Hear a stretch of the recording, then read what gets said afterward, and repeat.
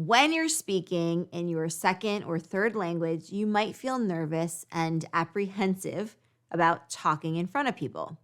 This social anxiety might even be more apparent when speaking with native speakers of that language. In our case, we're referring to the English language and to native English speakers. Rest assured, that's a completely natural response, even though it's an uncomfortable and impractical one. In this lesson, I'm sharing my top 3 reasons why you might feel intimidated by native English speakers. And more importantly, I'm sharing remedies for resolving this issue. If you're ready, let's get into it.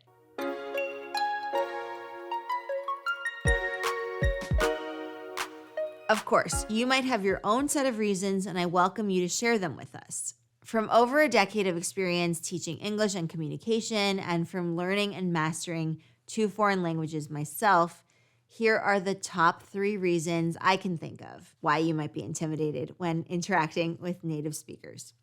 Okay, so ready for the reasons. Reason number 1 you're intimidated is you've placed them on a pedestal. So to place someone on a pedestal means that you view that person as perfect. It's the idea of treating and viewing someone as an ideal person instead of as a real person, faults and all. When you view them as perfect, next to them you feel imperfect. Of course, this has nothing to do with reality, and it has everything to do with your own perception. It comes down to viewing the person as a bit of an enigma or mystery because you probably don't know them well enough yet to also know what their faults and idiosyncrasies are. Reason number 2 you're intimidated, you fear their judgment. It's easy to think that anyone who's a native speaker of a language knows everything you need to know about their language, including pronunciation rules, grammar rules, and syntax structure rules. Well, the dirty little secret is that Americans especially will be the first to admit that they could not explain to you grammar rules or pronunciation rules. A lot of people just learn grammar implicitly rather than deliberately. And when you're a native speaker, you're never really taught pronunciation. You just learn it automatically. Same with your own language, right? This might even be true for you and your own first language. So I welcome you to consider that just because someone might be a native English speaker does not make them equipped to evaluate your language in any way. And even if they were, it does not mean that they are judging your every single word choice or how you pronounce words or what grammar you use, etc. Reason number 3 you're intimidated. You believe they're questioning your smarts. If you feel like your English is not as fluent as it could be, or your expressiveness is lacking in English, you might feel this way. You personally might feel like you come across as less intelligent than how you actually are. Meaning, you might believe that if you speak in a simple way, that makes people view you as simple-minded or too simplistic. While I can see why your mind might go there, this is not something that native English speakers are even considering. And I get that you might feel self-conscious about making grammatical errors, misusing words, or mispronouncing certain words, but I want you to consider this. The way to look at those speaking opportunities is a chance to make those mistakes. You actually want to make those mistakes because if you don't make mistakes, that means that you're not being courageous enough, you're not being brave enough to try out the language. And you're only going to get better after you make mistakes and take those risks. And communication improvements and language progress can really only be made when you're brave enough to make mistakes. So I want you to shift your perspective about that.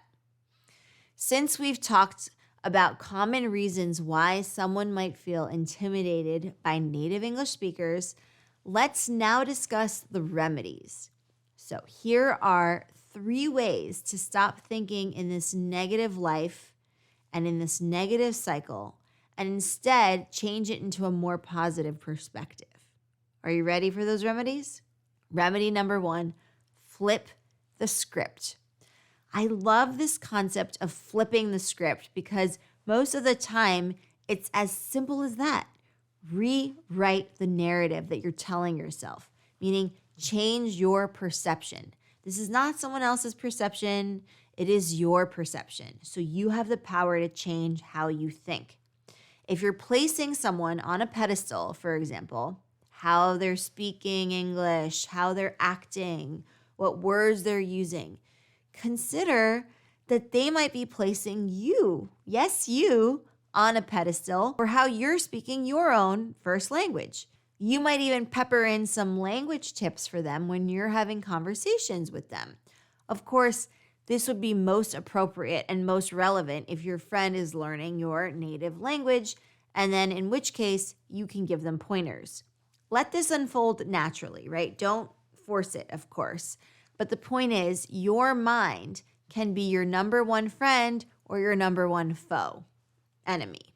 So instead of making an enemy of your mind and letting it sabotage your thoughts, flip the script.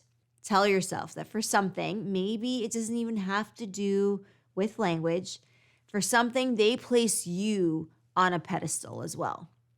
Maybe they're placing you on a pedestal for how you run your business. Maybe they admire how you do business. Or maybe they admire you for speaking 2 or more languages. That's a big accomplishment. As time goes by and you get to know them better, you'll learn and reveal so much more about each other. So the placing on a pedestal really happens in the beginning of a friendship when you don't know each other well enough and it's just your perception of the person that takes over and clouds reality.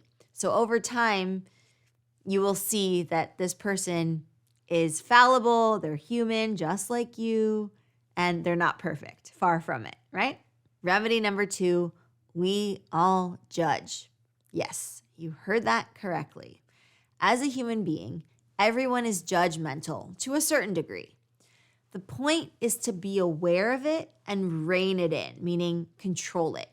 You can remind yourself that everyone's evaluating everyone all the time. So this is not a unique situation, and it by no means is specific to you. Recognize that you're evaluating them too. Yes, it's true. And look, it's okay. This is part of how we make sense of the world. We try to categorize and create folders in the depths of our minds in which we can place experiences and encounters and people we meet. This is just how the human brain works, how it's wired. And yes, it's true, some of our software is still a bit outdated and maybe even a little bit primitive. But the point is, if we're aware of this and we're acknowledging it, then we can control it. We can upgrade our software, so to speak. And we learn to live with this realization and we move on. We don't let it stymie our growth. Just as you should attempt to keep your own judgments at bay, consider that the person you're interacting with might also be attempting the same. Remedy number 3, focus on your value add. Instead of worrying about how you might not be showcasing your true intelligence because you've found language to be a barrier, focus instead on adding value. And look, if you feel like language is truly a barrier, then that might even be sufficient motivation to improve certain aspects of your language and communication. That might be enough of an impetus to work on vocabulary expansion, reading high-quality articles, listening to quality content such as this, and so forth. When you're delivering value, you're not making it about you. You're making it about them, about the audience, about the listeners, the people that you're interacting with. And let me tell you, that is a great way to ease tension and social anxiety that you might be experiencing. And like I said, feeling like there are improvements you can make to level up could serve as an additional motivator to read more, learn more, and keep advancing your English. That might not be a bad thing after all. Fantastic work. We discussed 3 potential reasons why you might feel intimidated when speaking with first language speakers of English, native English speakers. And now that you have the remedies for these issues, you have some alternative ways of perceiving the situation and acting in those types of settings. And hopefully, when you apply these remedies to your own social interactions, you'll feel more confident speaking with first language speakers of English. All right, advanced English learners, thank you so much for joining me for this lesson. I hope that you enjoyed it. If you did, give it a big thumbs up. Let me know how you got on with it, what your takeaways were. Share that with me also in the Q&A if you're listening on Spotify. And if you are listening to this as a podcast, then I encourage you to share it with as many people as you can so that we can keep providing you with high quality lessons such as this one. Also, we would love it if you could leave us a review. You can leave up to 5 stars. That really helps us out as well. I appreciate you spending the time with me today. That means so much. I hope that you are enjoying these lessons.